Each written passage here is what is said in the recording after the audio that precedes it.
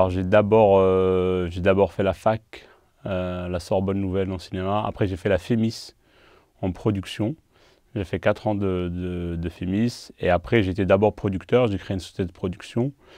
J'ai produit plusieurs films, une trentaine de courts-métrages, quelques longs, j'ai travaillé avec des réalisateurs très différents. Mais c'est vrai que dans mon travail de réalisateur, je fais que 2 films et la question de l'identité, la question de où c'est, où habiter, où être chez soi, où ne pas être chez soi, la question comment un lieu peut nous définir était très importante.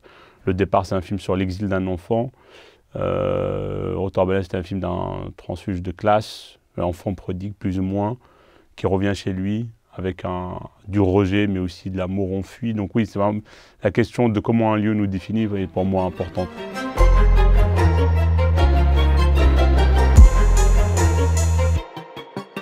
J'étais au lycée en fait où j'ai eu un peu l'envie de faire du cinéma. Je ne savais même pas qu'on pouvait travailler dans le cinéma, j'avais vraiment aucune connaissance. Je me rappelle, je voyais des films un peu en VHS à l'époque. Et dans mon lycée, il y avait une section cinéma.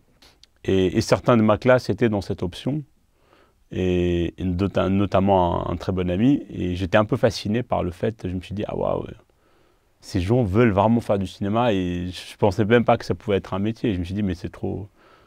Avec le regard d'un adolescent, je me dis, mais c'est trop bien. Attends, pourquoi je vais me prendre la tête à faire d'autres métiers alors qu'eux, ils peuvent faire un métier où ils vont s'amuser. Je ne savais pas ce qui m'attendait à l'époque.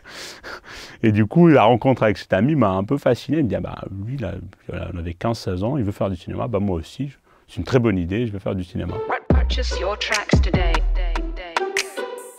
C'est une première collaboration avec Marine Atlan, qui est chef opératrice mais aussi réalisatrice. Et c'était une super collaboration parce que Marine a pu m'accompagner des débuts en préparation, mais aussi pendant le casting au Maroc. Donc elle est venue assez longtemps au Maroc, donc elle a aussi pu s'imprégner des lieux, de s'habituer avec le casting des enfants.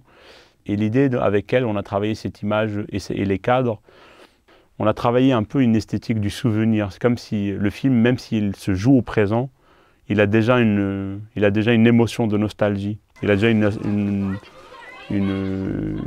couleur du passé qui s'efface, presque des souvenirs qu'il faut raviver pour les faire vivre. Le souvenir, même quand c'est un peu passé, il y a toujours quelque chose de positif et d'émouvant, même si l'expérience, ce recul, cette distance qu'il y a dans le cadre, qu'il y a dans la musique, qu'il y a dans la voix off, fait qu'on ne vit pas les choses de manière misérable et qu'on a déjà un peu cette douceur du passé, cette douceur très triste, mais c'est un peu une forme de nostalgie, de mélancolie qui s'infuse dans le film.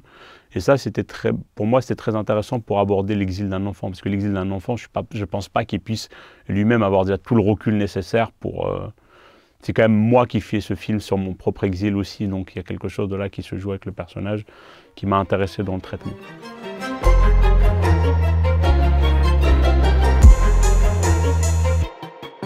J'ai eu la chance de travailler avec Xavier Servin, qui est un monteur que j'ai rencontré à la FEMIS, qui est un monteur qui a monté déjà plusieurs longs métrages et qui est un collaborateur précieux.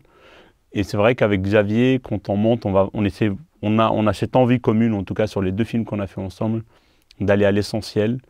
Moi, j'aime bien les récits épurés. J'aime bien être généreux dans l'émotion, mais pas être dans le trop dit narratif. Donc j'essaie vraiment d'être dans... Voilà, je pense que le spectateur... et j'étais très content parce que j'ai eu des prix pour le film, même des prix avec des jurys de collégiens. Et donc j'étais ravi que le film, en tout cas même un public jeune, puisse le comprendre. Mais malgré cette envie de donner l'émotion au spectateur, dans le récit, je voulais que les gens connectent un peu les événements. Ils savent qu'il y a ce départ qui revient, il y a cette émotion-là, mais je ne voulais pas trop en dire.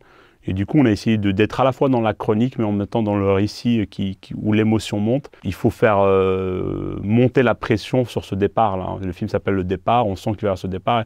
Et du coup, c'était important de ne pas non plus trop s'étaler. Et donc sur la mer, c'est un écart de point de vue.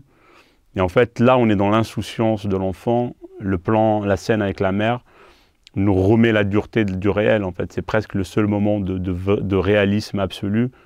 Où le regard de l'enfant, il voit même pas ce qui est en train de se passer. Ce qui est en train de se passer est un drame. En réalité, c'est un drame. C'est une mère et son fils qui sont en train de de se séparer, et c'est terrible.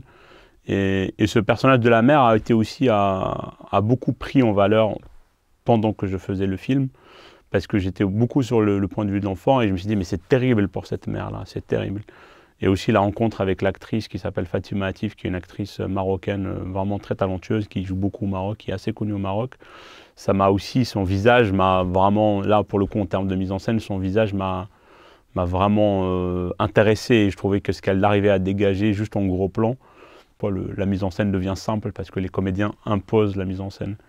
Et là, c'était juste son visage qu'il fallait filmer, et ce texte, et cet arrachement. Donc il ne fallait pas en faire plus. Elle, son visage suffisait à raconter tout ce que je voulais raconter.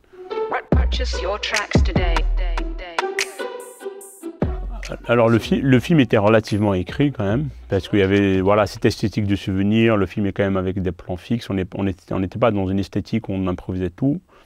Ensuite, à l'intérieur des scènes et à l'intérieur des scènes, quand les scènes étaient calées, le texte avec les enfants, il fallait un peu de souplesse parce que c'est des comédiens non professionnels, ils n'avaient jamais joué de leur vie, donc on ne peut pas leur imposer, une phrase que nous on aurait aimé dite comme ça, donc il faut un peu s'adapter aux enfants. Il faut aussi que la caméra s'adapte un peu à eux, donc les enfants c'est toujours un peu fragile, il ne faut pas arriver... c'est impossible pour moi, avec des enfants non professionnels c'est pas la vie. C'est compliqué de leur demander de sortir du texte. Donc on a fait des ateliers en amont avec Marine, on les a un peu habitués au jeu, on les a un peu habitués aux thématiques du film.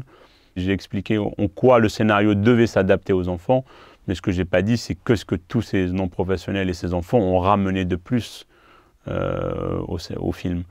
Par exemple, dans la bande de copains, il y a 2 frères, un très grand et un tout petit. Et eux, ils ont une histoire incroyable. Et dans leur énergie, moi, ce que ça m'a permis de construire au sein du groupe, c'est quelque chose qu'il n'y avait pas dans le scénario. Et c'est des choses en plus, quoi. Donc il faut s'ouvrir comme ça et s'adapter. C'est aussi laisser la porte à des incidents heureux, à des choses nouvelles. Et ces enfants, ils ont aussi leur background, ils ont leur énergie entre eux, et ça, c'était très riche.